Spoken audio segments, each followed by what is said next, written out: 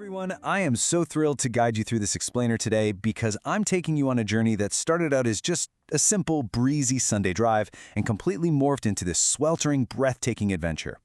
We literally just decided to hop in the car and head over to a supposedly tiny French town called Annecy.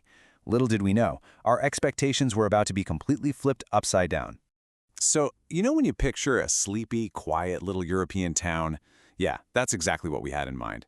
But wow, the contrast to our expectations was just staggering. Instead of an empty, quiet village, we suddenly found ourselves right in the middle of a massive, bustling city on the edge of a stunning lake. We were stuck in a 15-minute traffic crawl just trying to inch our way down into the city center. There were cars everywhere, people everywhere, and we were immediately stressing out trying to figure out what we were going to do about parking in this unexpectedly huge place. Feeling a bit overwhelmed by the bumper-to-bumper traffic, we finally managed to pull into this little lot right by the lake.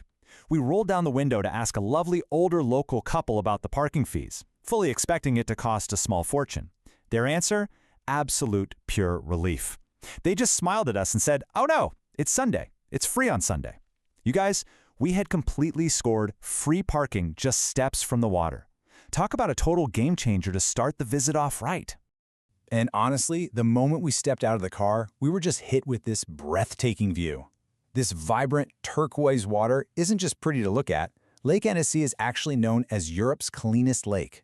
A really cool fact is that this pristine water actually comes from melting alpine glaciers. And it's kept incredibly clear thanks to strict environmental regulations that they put in place way back in the 1960s. Since it was a Sunday, practically the whole city was off work. The lively, vibrant energy of all these locals out enjoying their day off, soaking in this spectacular scenery, was just totally infectious. The water itself was an absolute hub of activity. You had these elegant swans and adorable little coots swimming right near the lake's outlet, just totally unfazed, sharing the space with all the human activity. And trust me, there was a lot of it. The water was packed with dozens of little paddle boats bobbing around, right alongside these massive cruise ships and tour boats docked up against the busy walkways. It was this chaotic but somehow perfect harmony of nature and hundreds of people just loving the outdoors. Okay, but here is the absolute shocker. 96 degrees. That is a sizzling 96 degrees Fahrenheit out by that lake. Just to give you some context, we had literally just come down from Austria and Switzerland, where we were up in the higher mountains enjoying these wonderful, crisp, comfortable temperatures in the 70s. We step out in Annecy and bam, it is 96 degrees. Honestly, we hadn't experienced this kind of blazing, oppressive heat in a while, even comparing it to places like Vegas or Utah back home. It was a sweltering wake-up call for sure. To escape some of that blazing sun beating down on the open lake, we quickly decided to shift our walk over into the shaded, historic heart of the old town. Now, this specific area is famously known by a very fitting moniker, the Venice of France, or sometimes they call it the Venice of the Alps. Let me tell you, the second you step out of the busy new town and into the old town, it clicks. You immediately understand exactly why it earned this incredible title. These gorgeous waterways weave right through the city. They're actually fed by the Thiou River, which flows directly out of the lake and, fun little geography fact for you, is actually one of the shortest rivers in all of Europe at just over 2 miles long. You have these irresistible open-air markets and walkways flanking the vibrant turquoise water, with ancient historic buildings and charming little restaurants sitting right on the canal edge. The flower boxes are just overflowing with color, people are bustling about. It literally paints the most quintessential picture of European charm. As we were navigating these historic, winding streets, we stumbled upon a true architectural marvel. It's called the Palais de Lille. Built squarely in the middle of the canal, this 12th century structure wasn't just a pretty landmark. Originally the residence of the Lord of Annecy, over the centuries it has actually served as a prison, a courthouse, and even a mint. Its unique design was purposefully meant to resemble a stone ship cutting right through the green canal waters. It's just such an incredible, unique piece of history anchored right there in the center of town. If you look at its shape, notice how the pointed front of the stone structure perfectly mimics the bow of a ship actively pushing against the current of the canal. The water just flows right around it on both sides. It's undeniably the most iconic spot in Annecy. Between the fascinating architecture, the little art installations out front, and the crowded walkways surrounding the water, it's so easy to see why practically every visitor flocks to the bridges just to get a photo of this magnificent stone ship. Now, actually navigating this Venice of France meant squeezing our way down incredibly crowded paths, which were lined with shaded market stalls on one side and bustling restaurants on the other. And I have to tell you, wandering through this beautiful maze was wonderfully tough, mainly because we are constantly battling the temptation to stop at every single food stall along the way. The food smelled and looked so incredibly good. It was just a vibrant, absolute sensory overload of sights, smells, and energetic local vendors. Trying to find a bit more shade, we took a brief detour into a massive local church situated right in one of the grand plazas. Annecy actually has a really deep religious history. During the Catholic Counter-Reformation, figures like Saint Francis de Sales made it a major spiritual stronghold. We actually went inside and tried to film the stunning stained glass windows for you, but the Sunday sun was shining so incredibly bright and bringing so much intense heat with it that the light literally washed out our camera. But even just from the outside, standing by this tall stone monument, the sheer scale and architecture of these historic churches was absolutely fascinating to witness. Looking back on that 2 to 3 hour trek, it was a beautiful sensory overload. We took in the awe-inspiring, crystal-clear glacial lake waters. We watched dozens of boats and elegant swans navigating the busy waterways. But we also battled that sizzling 96-degree heat while weaving our way through packed, open-air markets just to admire the stunning, ship-like canal architecture. It was a totally incredible experience, but let me tell you, that heat mixed with all that walking, it took absolutely everything out of us. Our grueling trek finally came to an end when we literally just collapsed onto a shaded park bench, right back by the lively lake where we started. It was finally a moment of peace. We were still hot. I mean, it was still pushing well over 90 degrees at this point, but hey, at least we weren't walking anymore. We just sat back in the shade, enjoyed whatever breeze we could catch, watched the people stroll by, and observed the boats gently landing in the little canal right in front of us. It was the absolute perfect peaceful end to a chaotic, boiling, but undeniably beautiful afternoon. So, after hearing all about it, after imagining the sheer beauty of those pristine waters, the fascinating stone castles built right into the canals, and the bustling energy of the local open-air markets, I have to ask, would you brave a searing 96-degree summer trek just to experience the historic streets of the Venice of France for yourself? I really hope this explainer has inspired your inner traveler today and, well, maybe convinced you to pack a lot of extra water if you do go. Thanks so much for joining me.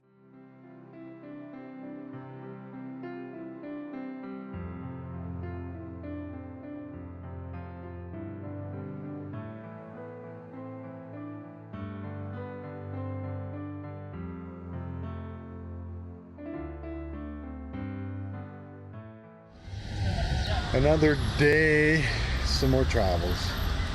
We weren't quite sure what to do today, so we decided to go to a small town in France called Annecy, and it's spelled A-N-N-E-C-Y, and it's by a little lake.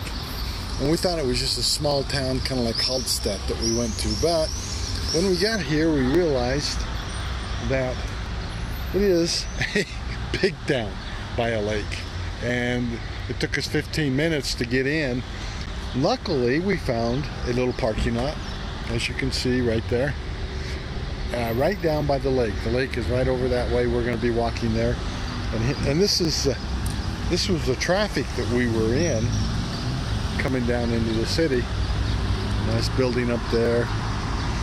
And then we trying to figure out the parking, so we asked an older couple that were walking by, well, how much, where do we pay for parking and how much? And they said, oh no, it's Sunday. It's free on Sunday. So, our parking is free today.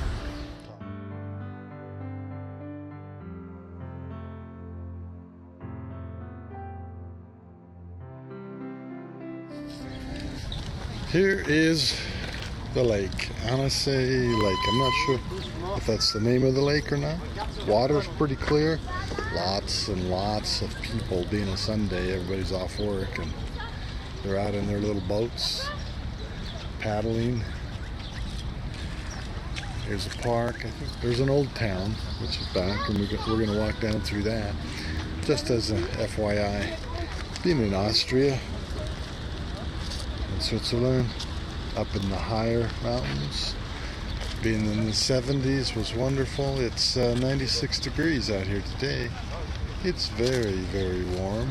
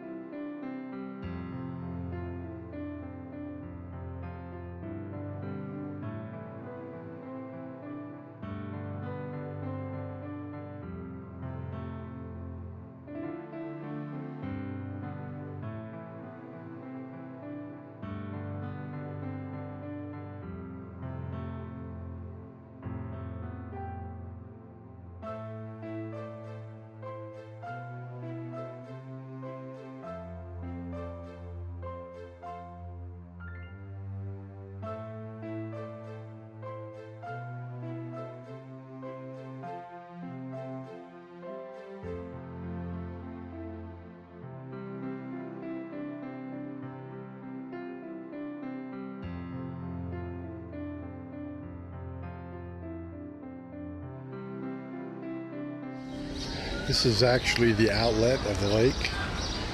Two swans swimming right there. We've seen a lot of swans over here. And this is the plaza. Big church here. And as we walk down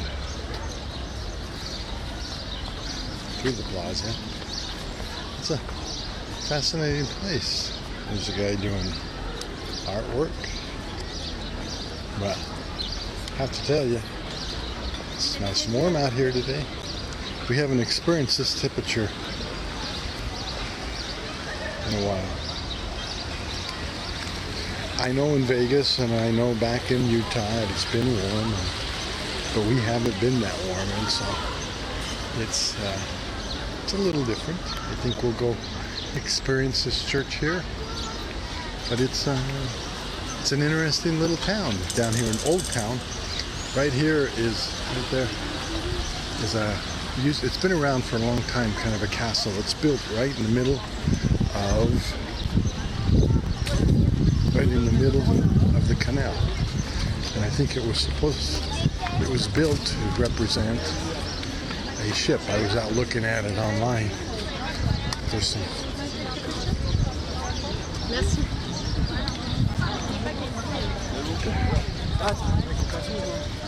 looks like they have some fish in front of it, but it's another interesting little. It's a cute little town down here in Old Town. You get outside of it, it's pretty busy with the new town, but pretty good stuff.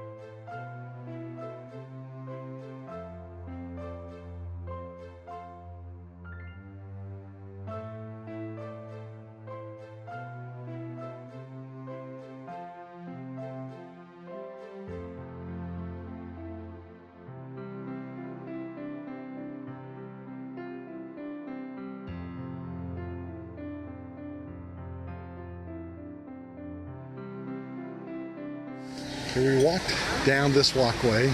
There was a open market and then restaurants all the way along the side. I gotta tell you, it's kind of tough to walk it because all the food looks pretty good as you go inside here. But it's supposed to be the Venice of France, with the canals coming out of the lake and all the little bridges and all the buildings on the canal. It's a nice little walk, and it's very pretty. Got some more open market up here.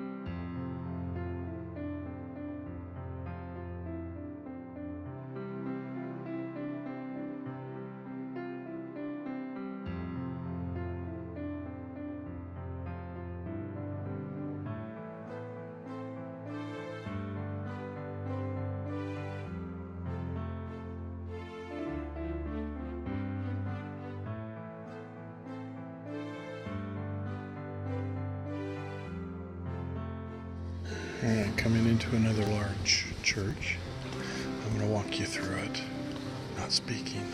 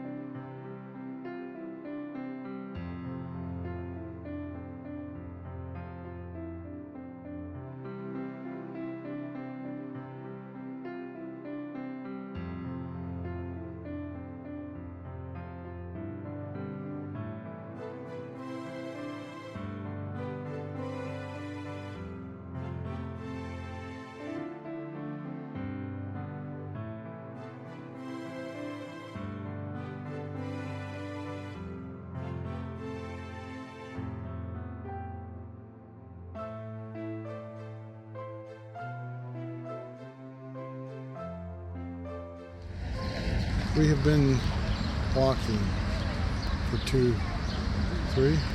Way too long. way too long, 3 hours.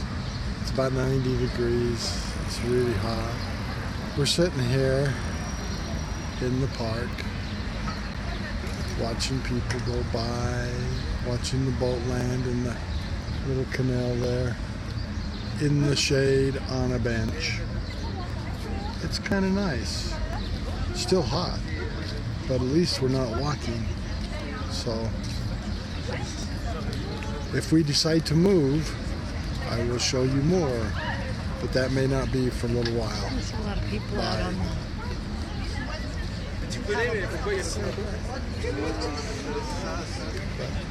Yeah, look at all the people out on the lake. You can't see them, but I can.